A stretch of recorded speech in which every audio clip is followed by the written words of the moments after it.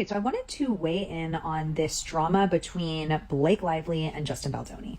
I don't know Blake Lively, so I'm going to just keep this mostly about Justin, who I met years ago, like 2009, 2010. Okay. So way before I worked in branding, I actually moved to LA to be a stylist, and I worked on a small budget film at the time in which Justin was the star. This was the film, by the way. It was called Con Man. It was the story of Barry Minkow, who had the best carpets. If you look on IMDb, you'll actually see that the movie came out in 2018, even though obviously I just said we started filming it in 2009, 2010, right in there. It took years for the movie to be made because while this was going on, Barry Minkow ended up going to jail for, I think it was like insider trading or something. Anyways, so yes, the movie was made years before it actually came out in 2018. Now, why I can make this video is because I no longer work in the film industry. In fact, I don't even have an IMDb credit for this film because honestly, like, why? Why would I fight to get one? Like, this was literally the one and only film that I did because shortly after this film, I was like, yeah, this was fun, but like costuming is not for me. And I completely took my career in a different direction, obviously.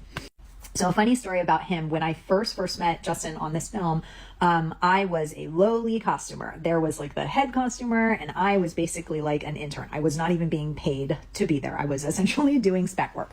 And before I went in for this meeting, like the way that it works on set is when you're working and you are the, below the line, as they call it, and you're going to be, potentially interacting with like the stars of the movie, people like take their jobs a little seriously. So this costumer pulled me to the side and was like, you're not to speak to the talent. You're not to look at the talent. You are only to, speak if you are like specifically addressed by me, by the costumer.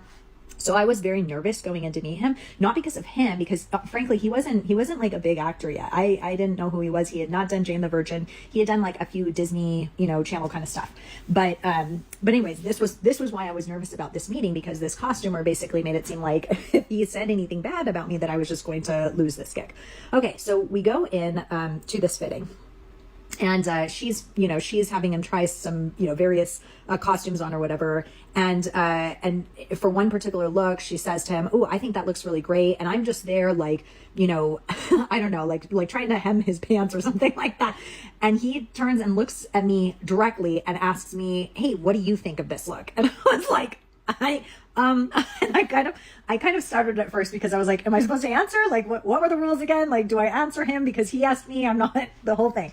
And he kind of giggled a bit because I hesitated to say anything. And then I finally said, like, you look great. And this was our first interaction. Like, the guy did not have ego. He didn't have, he was never a diva about anything. Like, he was a joy to work with, and like handsome, smart, like talented. Did not at all strike me as somebody who was playing into the ridiculously, the bureaucracy, like the insanity of, even though again, he was like starring in this movie, and granted it was a small film, but he didn't play into that. He just couldn't have been more cool to work with, even for a lowly customer, even for somebody who was below the line. So like, you don't go from being a genuinely nice guy to being like an absolute like a-hole. Like, just I don't buy that. I was super excited for him because I felt like, God, this is his big break. He's been doing acting for a while, and he's had his production company and directing and the whole thing. I really love his podcast, Man Enough. Like, I just think he's doing things that are so different and needed, and the conversations and whatnot. And granted, like, how much do you really know somebody after only 3 months? But I'm a pretty decent judge of character. Like, I just don't get that impression from him. Like I said, I do not know Blake Lively. I'm not saying anything. I'm not speculating on any of this. But since I am somebody who has no skin in the game as far as like the world of Hollywood, I wanted to weigh in with my experience having worked with Justin in the past. You cannot go on the Blake Lively, Justin Baldoni roller coaster because it's really more of a seesaw. So it's a media war, a court of public opinion war, in addition to a court of law war. And the reason that's problematic, not unlike a revolting divorce, is that the personalities here both have a vested interest in their media personality currency. So there is a lot of financial damage being done to both of them right now because of the media battle, because of the court of public opinion battle. They're both taking severe hits. And what's happening is each person's PR team wants to get their word out. One side files something, the seesaw goes to one side. The other side files something, and the seesaw goes to the other side. But in each case, it's so the person experiencing it on each side, like in a nasty divorce, wants to get their thoughts in. They want their words in. And it's like killing every roach in Manhattan. They're telling their publicists, but get this in, but say that, but leak this, but tell this. And the publicists want to do it also. The problem is the lawyers are fighting a completely different battles. The lawyers are not fighting the same battle that the publicists are. And what often happens is the client is fighting with the plaintiff, and the defendant are fighting. Then the client and the publicist or the crisis publicist are fighting too, because they want to get the words out. Then the publicist is on the lawyer's ass, and the lawyers don't like sideshows. The lawyers are like, basta, I have my own legal battle to fight and deal with, and let the butter melt. And they have 2,000 other cases. This isn't the only important thing. Maybe currently the most shiny object, but they will be in court all day and have to deal with other things, and it makes the clients crazy. And the only thing I can say is, like in Johnny Depp and Amber Heard, no matter who was right or wrong in the end, both people were severely tarnished after. It does serious damage because both parties become toxic during something like this. So it is not for the faint of heart.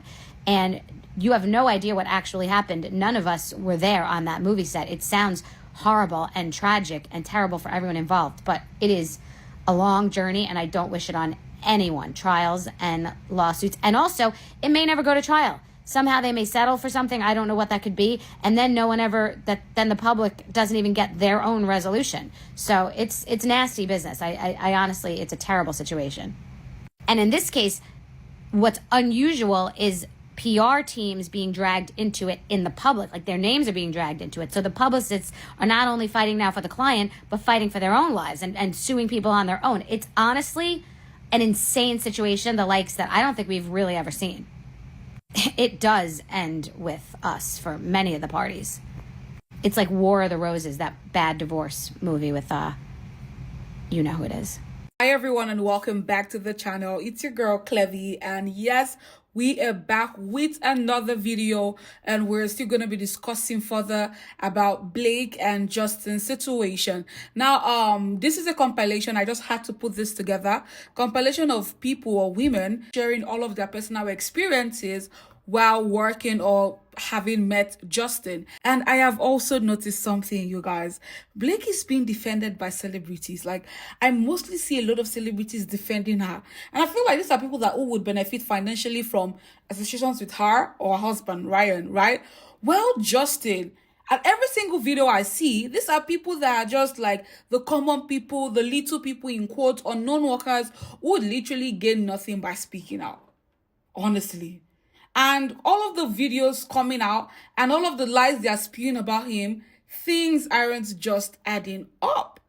Now, to me, if a celebrity comes and says, oh, this is how this person treats me, who is a fellow celebrity, and a celebrity and a normal worker would come out and say, oh, this is how this celebrity treats me, I would pay attention to that, because how someone treats the least prominent people in a work setting is what speaks to their true character. There's so much talk going on right now about the movie It Ends With Us, and DJ and I actually went and saw it last week, and it was so good. So if you haven't seen it, go see it. But I wanted to come on here and talk about my experience with Justin Baldoni. A lot of people don't know this about me, but in college I studied film, and it was something that I was super passionate about. And when I was a sophomore in college, I flew out to LA and I got an internship with Wayfair Entertainment, which was Justin's company. And I just remember feeling so nervous about this internship. A girl from Minnesota flew out to LA, and I was working with Justin Baldoni and his entire team.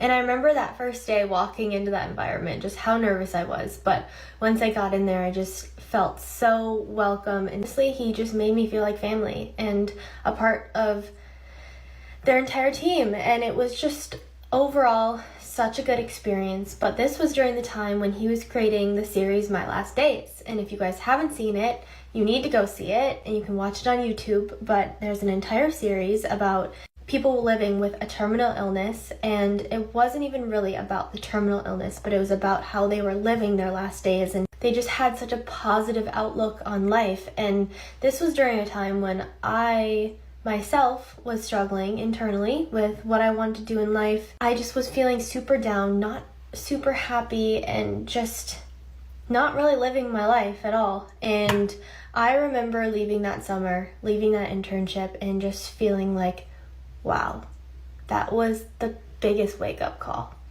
And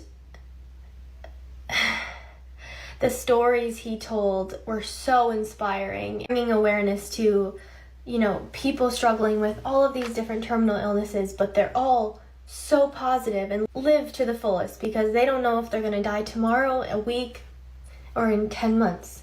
I just felt so lucky that I was able to see him in that environment and see just how genuine of a person, how well he was treating all of these people, and how kind and beautiful his family is. And he's just such a good person.